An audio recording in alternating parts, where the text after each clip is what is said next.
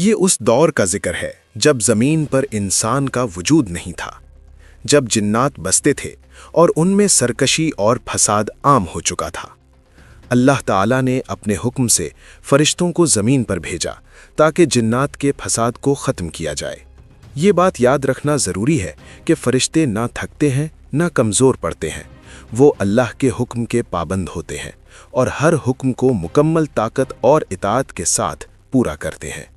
اسی مرحلے کے بعد ایک جن ایسا نمایاں ہوا جس نے نہ خون بہایا نہ فساد کیا، بلکہ ہر حال میں اللہ کی اطاعت اختیار کی۔ اس جن کا نام تھا عزازیل۔ اللہ کے حکم سے فرشتوں نے عزازیل کو زمین سے اٹھا کر آسمانوں کی طرف لے جانا شروع کیا۔ یہ عزازیل کے لیے عزت بھی تھی اور ایک بہت بڑا امتحان بھی۔ آسمانوں میں پہنچ کر عزازیل نے خود کو مکمل طور پر عبادت کے لیے وقف کر دیا۔ اس کی زبان ہر وقت تسبیح میں رہتی، اس کا دل خوف خدا سے بھرا رہتا، وہ طویل سجدے کرتا، آنسوؤں کے ساتھ دعائیں مانگتا۔ فرشتے اللہ کی تسبیح میں مصروف رہتے اور عزازیل بھی ان کے ساتھ اطاعت اور عبادت میں لگا رہتا۔ اسی مستقل عبادت نے اسے دوسروں سے ممتاز کر دیا اور وہ خاص مخلوق میں شمار ہونے لگا۔ اگرچہ عزازیل جن تھا، مگر اس کی عبادت، علم اور ظاہری عاجزی کی وجہ سے اللہ نے اسے فرشتوں کی مجالس میں جگہ عطا فرمائی۔ وہ آسمانی مجلسوں میں شریک ہوتا، زمین کے معاملات سے متعلق احکامات سنتا، فرشتوں کے درمیان احترام پاتا۔ یوں رفتہ رفتہ وہ فرشتوں میں نمایاں مقام حاصل کر گیا اور بعض امور میں اسے سردار جیسا مقام دیا گیا۔ یہیں سے اس کے دل میں ایک نازک مگر خطرناک خیال پیدا ہونے لگا۔ اللہ نے عزازیل کو لوح محفوظ کے قریب تک رسائی عطا فرمائی۔ وہاں اس نے ایسی باتیں پڑھیں جو تقدیر، انجام اور عدل الہی سے متعلق تھیں۔ اس نے وہ آیات بھی دیکھیں جن میں غرور اور تکبر کرنے والوں کی ہلاکت کا ذکر تھا۔ وہ ان آیات کو پڑھ کر روتا، سجدے میں گرتا، اللہ سے پناہ مانگتا، لیکن اس کے دل کے کسی کونے میں یہ سوچ بھی پیدا ہو چکی تھی کہ یہ انجام دوسروں کا ہے، میرا نہیں۔ اسی مقام پر عزازیل نے ایک جملہ پڑھا، اعوذ باللہ من الشیطان الرجیم۔ یہ پڑھتے ہی وہ ٹھٹک گیا۔ اس کے دل میں سوال اٹھا، یہ شیطان کون ہوگا؟ ایسا کون ہوگا جس سے اللہ کی پناہ مانگی جا رہی ہے؟ یہ خیال اسے بے چین کر گیا اور اس کے سکون میں خلل ڈالنے لگا۔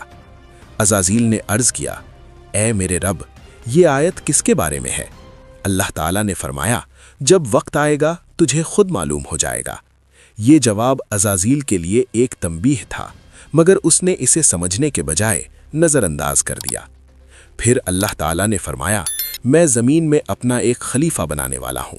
فرشتے خاموش رہے کیونکہ وہ اللہ کے فیصلوں پر سوال نہیں کرتے، مگر عزازیل خوش ہو گیا۔ اس نے دل ہی دل میں کہا، میں سب سے زیادہ عبادت گار ہوں، میں سب سے زیادہ قریب ہوں، خلیفہ میرے سوا کون ہو سکتا ہے؟ یہاں غرور اس کے دل میں جڑ پکڑ چکا تھا۔ اللہ نے حضرت جبرائیل کو زمین سے مٹی لانے کا حکم دیا۔ جب وہ زمین پر پہنچے تو زمین رونے لگی اور فریاد کی، مجھے چھوڑ دو، مجھ سے ایسی مخلوق نہ بناؤ جو نافرمانی کرے۔ حضرت جبرائیل لوٹ آئے۔ پھر حضرت اسرافیل گئے، وہ بھی زمین کی فریاد سن کر واپس آ گئے۔ آخرکار حضرت اسرائیل گئے اور اللہ کے حکم کی تعمیل کرتے ہوئے مختلف جگہوں سے مٹی لے آئے۔ اللہ تعالیٰ نے اس مٹی سے حضرت آدم کا پتلا بنایا۔ یہ ایک جسم تھا جس میں ابھی روح نہیں تھی۔ اس پتلے کو ایک خاص مقام پر رکھا گیا۔ جب فرشتے اس کے پاس سے گزرتے تو اس میں سے کھوکھلی سی آواز آتی۔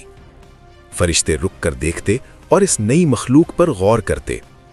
عزازیل جب اس کے پاس سے گزرتا تو حقارت سے دیکھتا اور کبھی ٹھوکر بھی مارتا، کہتا، یہ تو کھوکھلا ہے اور مٹی سے بنا، میں اس سے بہتر ہوں اور آگ سے بنا ہوں۔ پھر وہ عظیم لمحہ آیا جب اللہ نے حضرت آدم میں روح پھونکی۔ آدم زندہ ہوئے اور اللہ نے انہیں علم عطا فرمایا۔ اللہ تعالیٰ نے حکم دیا، تمام فرشتے آدم کو سجدہ کریں۔ تمام فرشتے فوراً سجدے میں گر گئے۔ اللہ نے فرمایا، عزازیل، تجھے کس چیز نے روکا؟ عزازیل نے کہا، یہ مٹی سے بنا ہے اور میں آگ سے، میں اس میں افضل اور بہتر ہوں۔ یہ غرور اس کی بربادی کا سبب بن گیا۔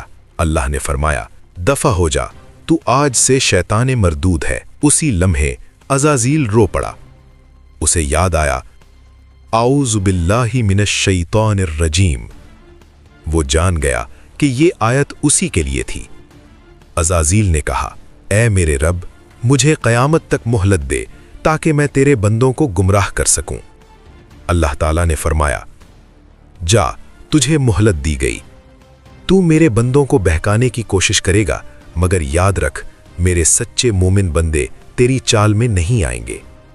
یوں عزازیل اللہ کی بارگاہ سے نکل گیا، ہمیشہ کے لیے مردود بن کر۔ یہ کہانی ہمیں سکھاتی ہے، عبادت اگر غرور پیدا کرے تو ہلاکت ہے، اصل عظمت اطاعت میں ہے۔ شیطان کا سب سے بڑا جرم نافرمانی اور تکبر ہے۔